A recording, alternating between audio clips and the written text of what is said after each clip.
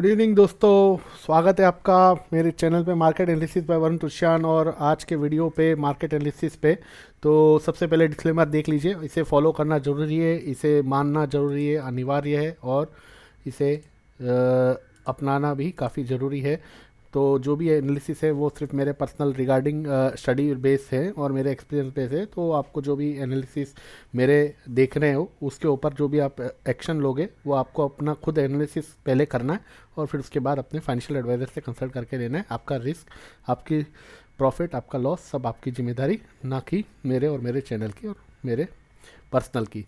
तो सबसे पहले आप डिस्क्लेमर फॉलो कर लीजिए और डिस्क्लेमर डिस्क्रिप्शन बॉक्स में भी रहता है। उसके बाद मैं आपसे ये कहूँगा कि वीडियो को प्लीज़ लाइक शेयर सब्सक्राइब पहले कर दीजिए। अभी ओपन हुआ है वीडियो और अभी आप लाइक कर दीजिए ताकि बाद में आप फॉरगेट ना करो और भूल नहीं जाओ। तो इमीडिएट अभी आप लाइक शेयर सब्सक्राइब कर दीजिए और उसके बाद तसल्ली से आराम से पूरा देखिए और प्लीज़ बेल का बटन बाजू में ज़रूर दबाएं जिससे आपको नोटिफिकेशन वीडियोस की मिलते रहे।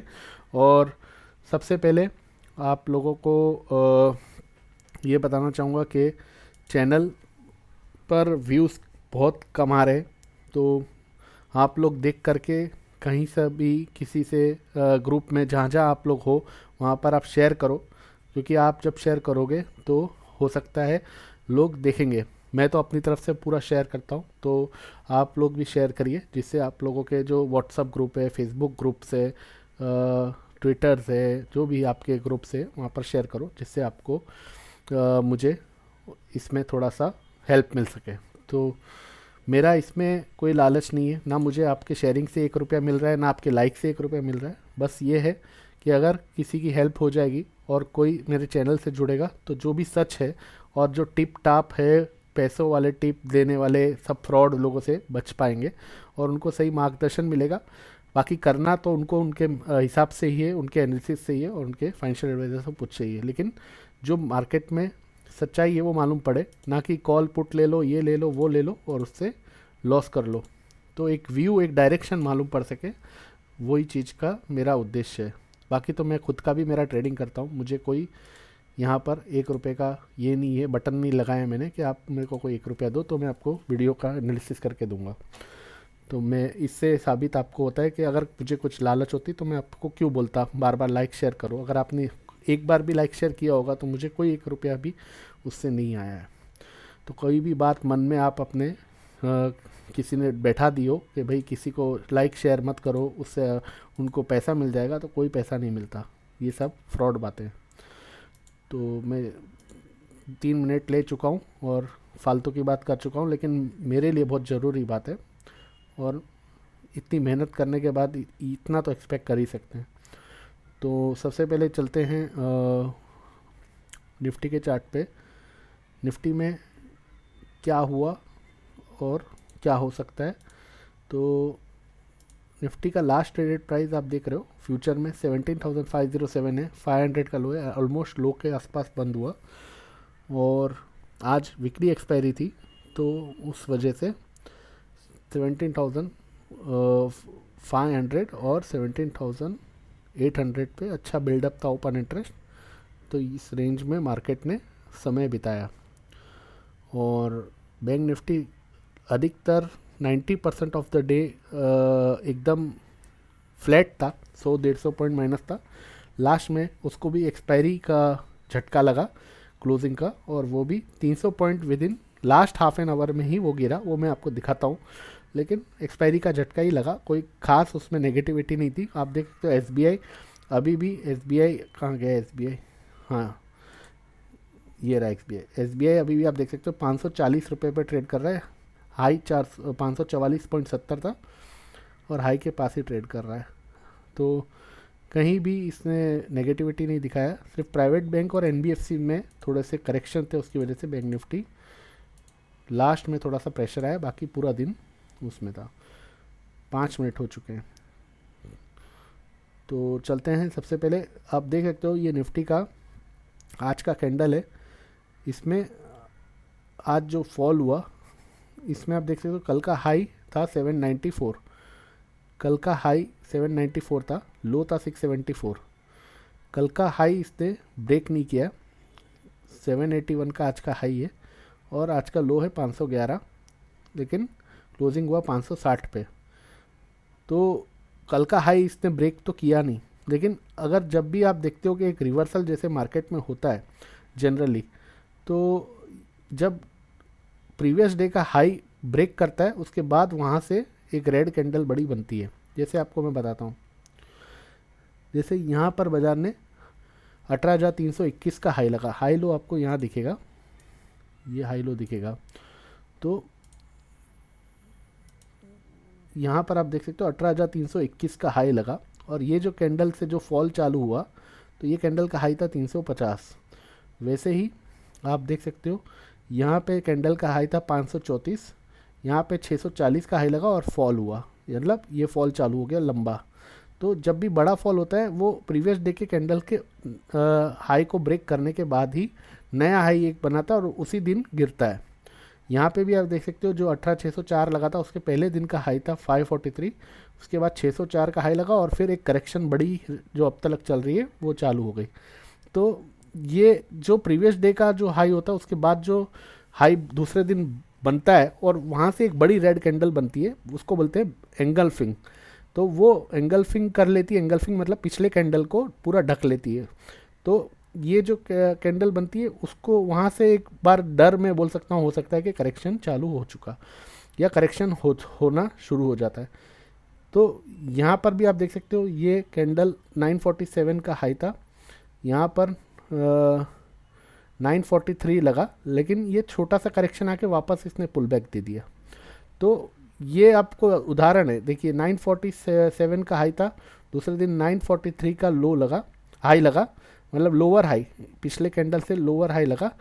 तीसरे दिन 912 का हाई लगा, मतलब 947 को ब्रेक नहीं किया, लेकिन करेक्शन छोटा सा ही आया 400-500 पॉइंट का, लेकिन वापस ऊपर हो गया। तो आज का करेक्शन हमें कितना हो गया, लगभग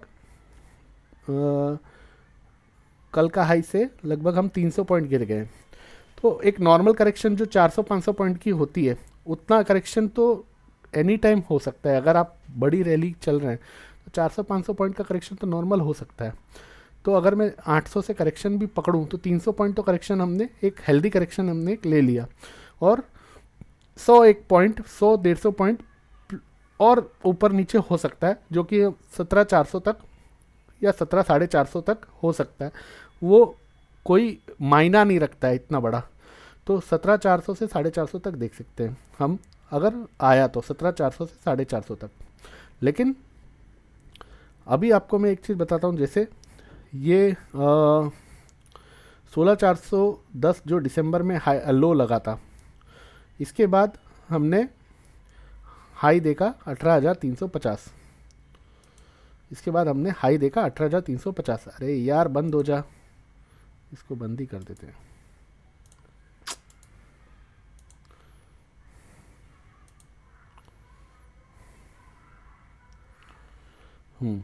तो 16,410 हमने लो देखा, इसके बाद हमने हाई देखा 18,350। ये 18,350 हमने कब हाई देखा, जनवरी में। दिसंबर का हाई क्या था, पूरे दिसंबर का हाई 17,640, 17,640 ही था ना, हाँ 17,640 था। उससे जनवरी में एक हायर हाई लगा 18,350, लगभग कितना पॉइंट हो गया, 17,640 माइनस 18,350, लगभग 700 पॉइंट ऊपर हमने नया हाई देखा। मतलब दिसंबर का जो हाई था वो था 17,640 और जनवरी का हाई लगा 18,350। दिसंबर का लो था 16,410 और जनवरी का लो था, ये दिसंबर का हाई था और जनवरी का हाई था। दिसंबर का हाई 17,640, जनवरी का हाई 17,640, दिसंबर का हाई 18,350, जनवरी का ना हायर हाई हो गया। दिसंबर का लो 16,410, जनवरी का लो 16,836। तो 710 पॉइंट हमने दिसंबर से जनवरी में 710 पॉइंट का न्यू हाई बनाया, और दिसंबर में जो करेक्शन हुआ वो हमने 17,640 से 16,410 1230 पॉइंट का करेक्शन देगा। और जनवरी में 18,350 से 16,836 1514 पॉइंट का करेक्शन देगा, 1514 पॉइंट का।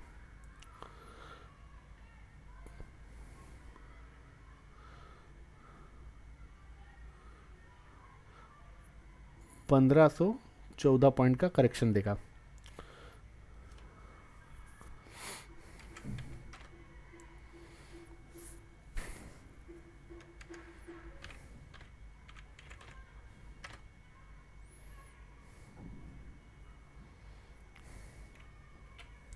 ठीक है, तो हमने दिसंबर से करेक्शन से जनवरी का करेक्शन ज़्यादा देखा और दिसंबर के हाई से 700 पॉइंट ऊपर जनवरी का हाई बनाया और करेक्शन हमने 1200 से जगह 1500 पॉइंट का करेक्शन देखा। लेकिन दिसंबर का लो 16,410 था। 1500 पॉइंट फॉल होने के बावजूद भी, जो कि दिसंबर के फॉल से 300 पॉइंट ज़्यादा है, तो भी हमने जनवरी में दिसंबर का लो नहीं ब्रेक किया और एक हायर लो बनाया 16,410 का, 16,836 का। तो 16,836 माइनस 16,410 426 पॉइंट हमने हायर लो बनाया। यानी यहाँ पे हमने हाई जो बनाया वो 700 पॉइंट ऊपर का बनाया।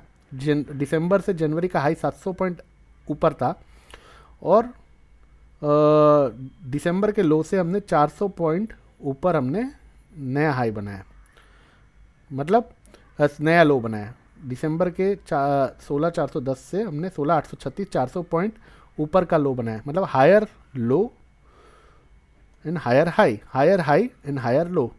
तो हायर हाई हायर लो बना। अब फरवरी की बात आई, तो फरवरी में अब हमारा पहला दिन बजट का था। बजट के दिन वैसे ही वॉलेटिलिटी रहती है, मान लिया वॉलेटिलिटी रहती है, लेकिन बजट के दिन ही हमने एक पैनिक सेल ऑफ देखा था आफ्टर बजट। वो 17,245 का लो लगा था, उसका भी लो देख लेते हैं। ये रहा 17,245। अब मैं ये 400 पॉइंट को ही अगर मैं डिफरेंस पकड़ूं 400 पॉइंट को, तो 16,836 जो हमारा जनवरी का लो है वहाँ से प्लस 400 पॉइंट करूँ जो हायर लो होता है, क्योंकि 400 पॉइंट का ही मल्टीपल चल रहा है। दिसंबर से जनवरी का लो जो है वो 400 पॉइंट ऊपर लगा है, तो जनवरी से फरवरी का लो भी 400 पॉइंट का ही ऊपर रहना चाहिए, ऐसा मान रहे। तो 17,236 होता है। 26 पॉइंट मैंने ऊपर का इसलिए नहीं पकड़ा क्योंकि 426 पॉइंट था, लेकिन 26 पॉइंट मैंने ग्रेस ले लिया, तो 236 होता है। तो हमने 244 का लो लिया। तो अगर मैं इस 244 का ही लो को बेस पकड़ूं, इस फरवरी पूरा मंथ अगर आपके लिए ब्रॉडनिंग रेंज में बता दूं, अगर ब्रॉडनिंग आपको मैं एक अच्छा स्टॉप लॉस दे दूं, तो आपके लिए मैं आपको 17,240 का स्टॉप लॉस देता हूं। 17,240 का, 17,240 के नीचे की क्लोजिंग आ जाएगी। 17,240 के नीचे की अगर क्लोजिंग आ गई फरवरी में, तो आपको ये 16,800 भी टूटेगा और 16,400 तक जाएगा। ये मैं आपको लिख के देता हूँ और आप भी नोट कर सकते हैं। ये मेरा मानना है, होगा नहीं होगा ये आपको अपना एनालिसिस अपने फाइनेंशियल एडवाइजर से कंसल्ट करना है, लेकिन ऐसा मेरा मानना है, ये मेरे एनालिसिस का एक तरीका है। अगर 17,250 के नीचे, 17,240 के नीचे एक भी दिन क्लोजिंग आ गई तो मैं लॉन्ग से निकल जाऊंगा, इतना तो कंफर्म है। आपका क्या करना है आपको देखना है, लेकिन मैं 17,240 के नीचे लॉन्ग बिल्कुल नहीं रखूंगा, क्योंकि 400 पॉइंट का एक रेंज में पकड़ के चल रहा हूं, जो नीचे से दिसंबर और जनवरी का डिफरेंस था लो का। तो 400 पॉइंट ऊपर मैंने फरवरी को भी पकड़ लिया, तो 17,240 आता है। तो मैं 17,240 को ही बेस पकड़ रहा हूँ फरवरी का लो। अगर 17,240 के नीचे की क्लोजिंग आ गई तो फिर मैं 16,800 को भी ब्रेक होते हुए देखूंगा और 16,400 तक जाते हुए देखूंगा। और अगर मैं इसी को हाई पकड़ लूँ 17,800 जो कल लगा है, वहाँ से 1,500 पॉइंट का फॉल अगर देखूं, जो 1,500 पॉइंट हमने जनवरी में देखा है, जो 1,500 पॉइंट हमने जनवरी में देखा है, अगर उसी को मैं फरवरी में भी 17,800 से पकड़ूं तो 17,800 माइनस 1,500, 16,300 होता है। तो 16,300 तक तो फिर आना ही आना है। अगर 17,250 भी टूट गया तो, अगर 17,250 भी टूट गया तो 16,300 तक तो आना ही आना है। ये सब मेरा मानना है कैलकुलेशन के हिसाब से।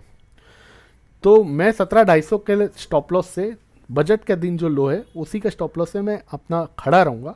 जब तक वो लो नहीं टूटता है तब तक मैं लॉन्ग में रहूँगा और मेरा टारगेट रहेगा 18,000 और 18,250, 18,000 और 18,250, ये मेरा टारगेट रहेगा। आपका क्या रहेगा क्या नहीं रहेगा वो मैं नहीं जानता, आप अपने हिसाब से एनालिसिस करें, अपना फाइनेंशियल एडवाइजर से पूछे। ये मेरा एनालिसिस करने का तरीका है, वो मैं बता रहा हूँ। दूसरी बात, आप देख सकते हो ये जो लाइन मैंने डब्ल्यू शेप की ऐसी जो लाइन बनाई है, आप देख सकते हो यहाँ से 17,640 से दिसंबर से जो फॉल चालू हुआ, इसी लाइन से ये फॉल आया, इसी लाइन से ये ऊपर गया, इसी लाइन से वापस ये फॉल आया और इसी लाइन से ये ऊपर जा रहा है। आप लाइन के नीचे आते हुए कभी नहीं देख रहे हो, लाइन के आसपास ही रहता है और लाइन के ऊपर ही रहता है। तो आप देख सकते हो इसने आज बराबर इस लाइन के पास ही लो लिया। यहाँ पर जो लो लगा 16,836 का, मैंने यहाँ से लाइन लिया तो एग्जैक्टली इसने यहीं पर आज लो लिया और इसके ऊपर ही क्लोजिंग दी। अब कल के लिए भी मैं आपको बता दूं, 17,500 के नीचे की अगर क्लोजिंग आ गई तो 17,250 तो कंफर्म आएगा, और 17,250 के नीचे की क्लोजिंग आ गई तो फिर मैं एग्जिट कर लूँगा अपने लॉन्ग से। तो 17,500 के नीचे की क्लोजिंग अगर आ जाती है तो मैं पास एक कंफर्मेशन हो जाएगा कि 17,250 आना है, और 17,250 के नीचे की क्लोजिंग आ गई तो फिर मेरे पास कंफर्मेशन हो जाएगा कि 16,800 और 16,300 भी आना है। तो ये बात कंफर्म हो गई, ये आप नोट करके रख सकते हो। और अगर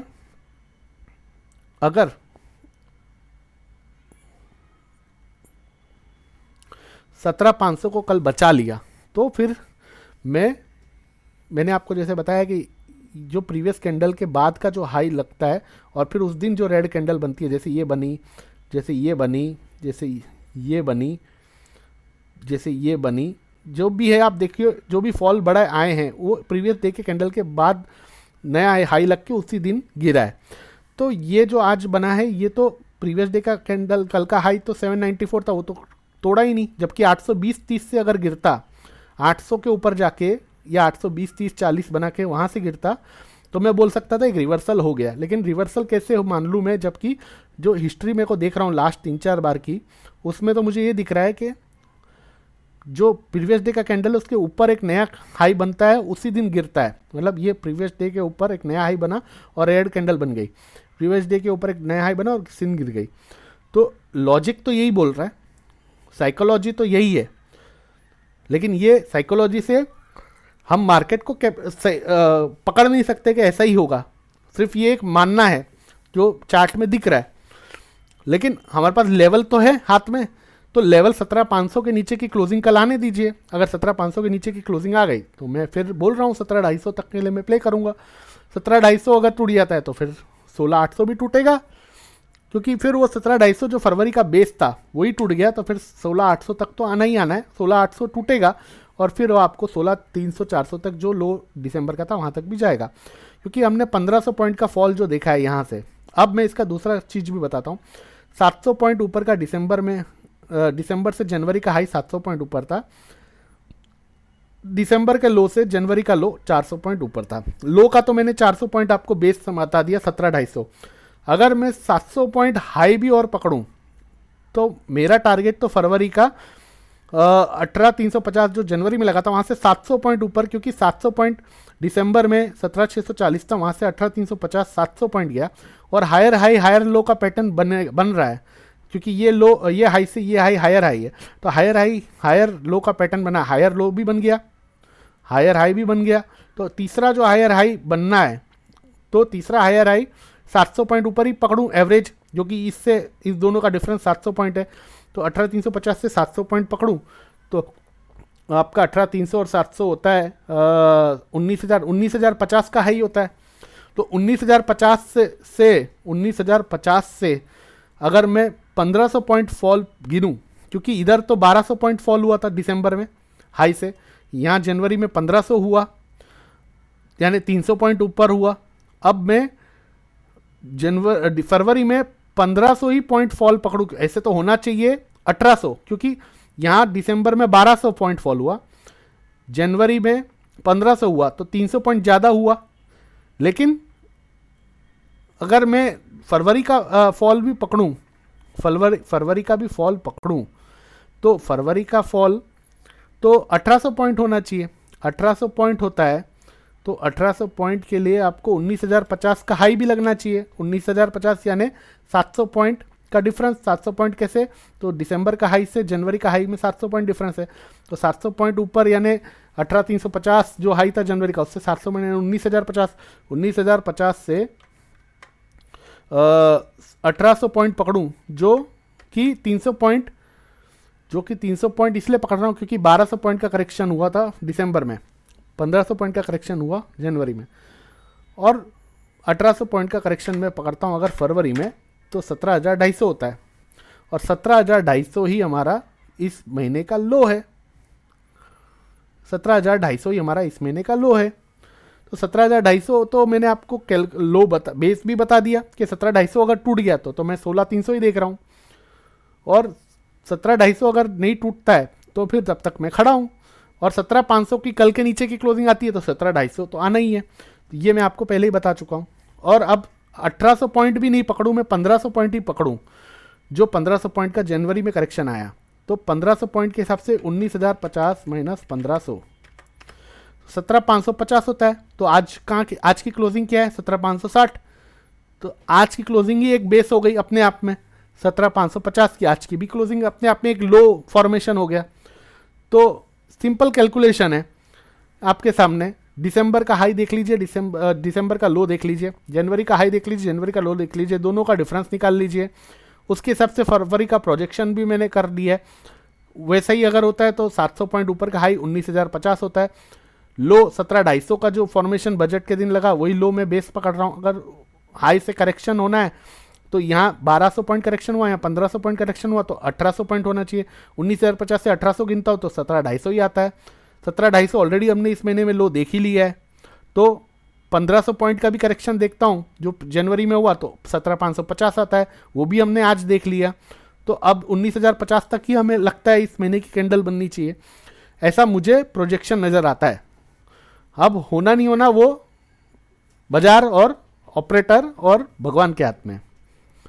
हमारा तो मानना है एनालिसिस करना जो 19050 तक आना चाहिए। अब इस रेंज का भी मैं हायर सिरा दिखता हूँ, तो यहाँ पर 18700 आता है, जो ये रेजिस्टेंस लाइन चली आ रही है, ये रेजिस्टेंस लाइन 18700 आ रहा है, यहाँ पर 18700 आ रहा है, 675 18700, तो 18700 तो ऐसे भी आ रहा है। लेकिन बीच में इधर ये जो नीचे का जो चैनल का जो रेजिस्टेंस आ रहा है वो एग्जैक्टली कल 17800 आया, और अब ये रेजिस्टेंस हो जाएगा 17860। 17860 के ऊपर की अगर क्लोजिंग आ गई, 17860 17860 17860 की अगर ऊपर क्लोजिंग आ गई तो आपको फिर ऊपर 18300 से प्लस जाता हुआ भी दिखेगा। तो 17860 17860 की मान्यता आप रखें।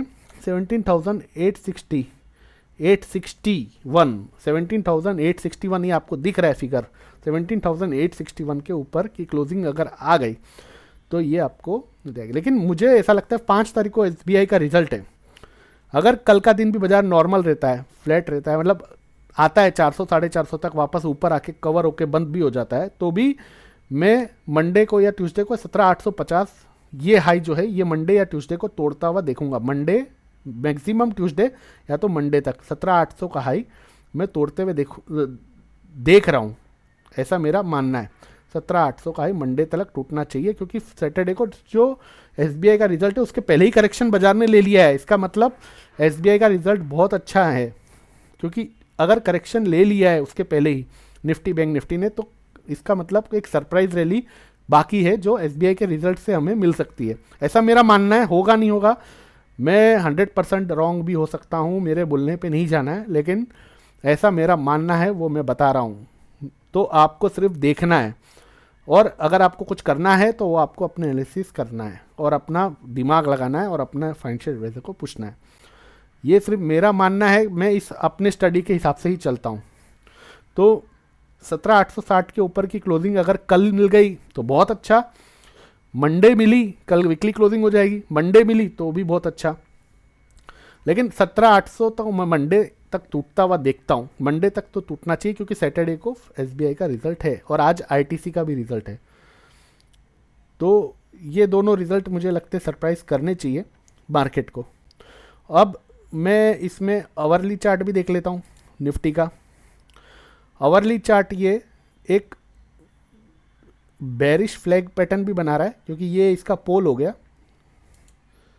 ये देख सकते हो आप।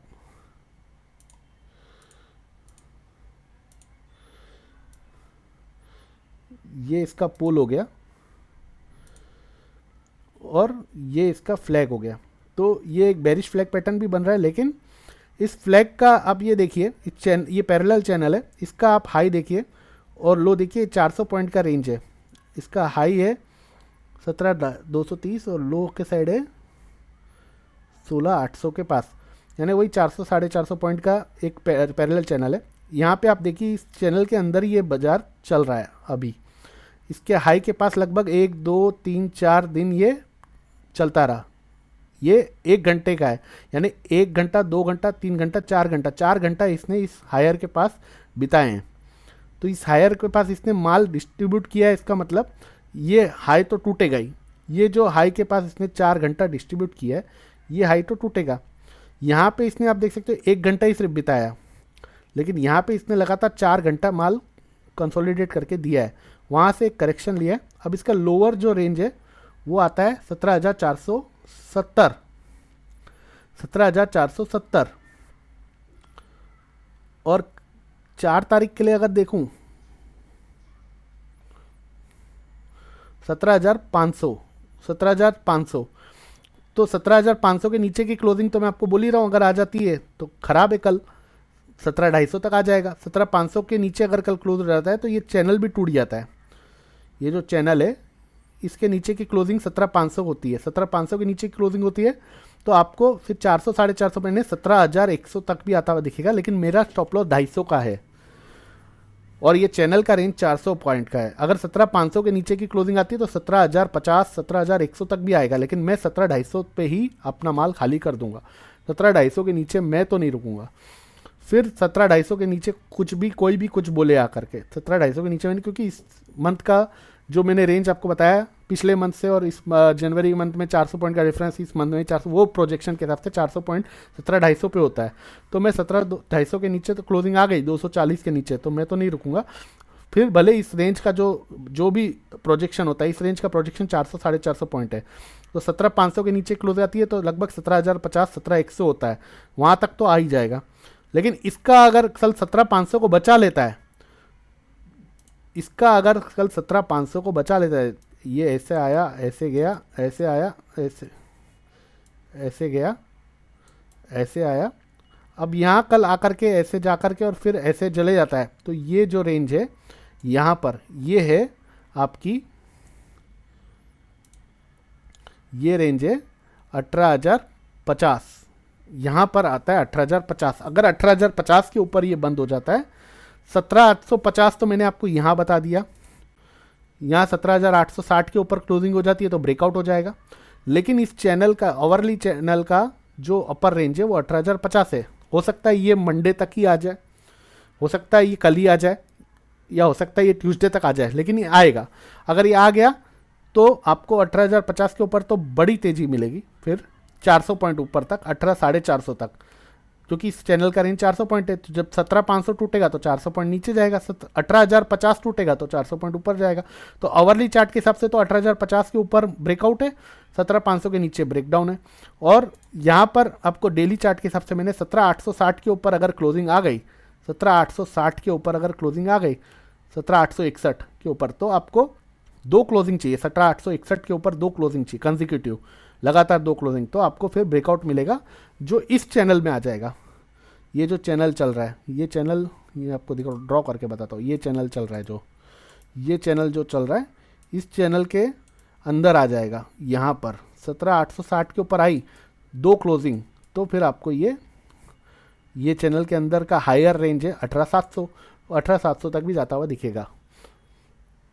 तो वो एक दिन में नहीं आ जाएगा 18,700, लेकिन ऐसा प्रोजेक्शन मान के चल रहे कि ये रेंज हायर रेंज है, क्योंकि यहाँ पर आप देख सकते हो ये हायर रेंज तक गया, ये हायर रेंज तक गया, ये हायर रेंज तक गया, ये हायर रेंज तक गया, तो ये हायर रेंज तक आ सकता है फिर।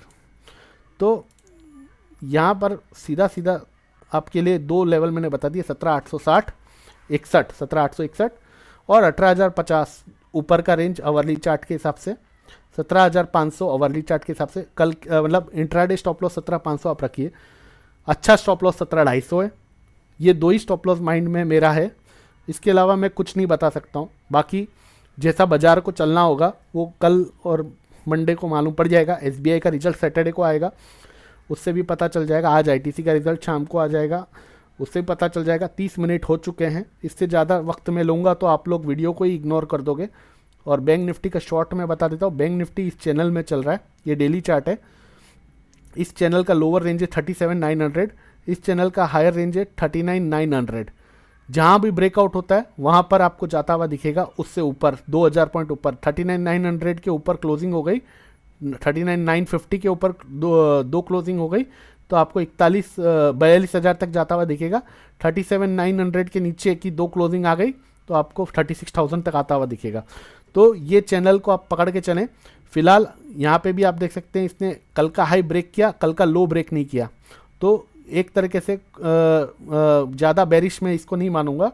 लेकिन 39,900 से 950, 39,900 से 950 इसका हायर रेंज है, यहाँ तक जाना चाहिए, क्योंकि यहाँ पे भी हायर रेंज पे गया, यहाँ पे भी लगातार आप देख सकते हो हायर रेंज पे गया इस चैनल में, तो यहाँ पे भी हायर रेंज पे तक जाना चाहिए। 39,900 से 950, 39,900 से 950, ये 39,900 ही पकड़ी, 39,900 तक तो जाना ही चाहिए, ऐसा मेरा मानना है। तो ये बैंक निफ्टी का भी मैंने आपको शॉर्ट में बता दिया। बड़ा वीडियो हो जाएगा, 32 मिनट हो गए, आप देख सकते हो। तो प्लीज़ लाइक शेयर सब्सक्राइब जरूर करें, डिस्क्लेमर जरूर पढ़ें।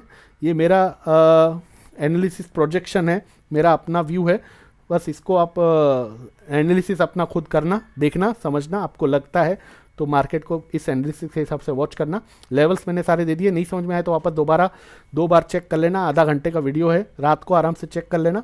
और लाइक शेयर सब्सक्राइब, आपका प्यार मुझे जितना ज़्यादा मिलेगा आपको मैं उतना ज़्यादा फ्री माइंड से बता पाऊँगा, और हौसला अफजाई मेरा बना रहेगा।